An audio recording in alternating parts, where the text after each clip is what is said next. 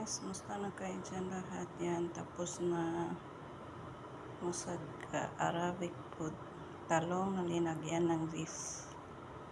Pinarito mo na yung talong, tapos beef. Yan na siya. Tapos na siya guys. May natira pa doon marami. Yan siya guys. Tapos na rin.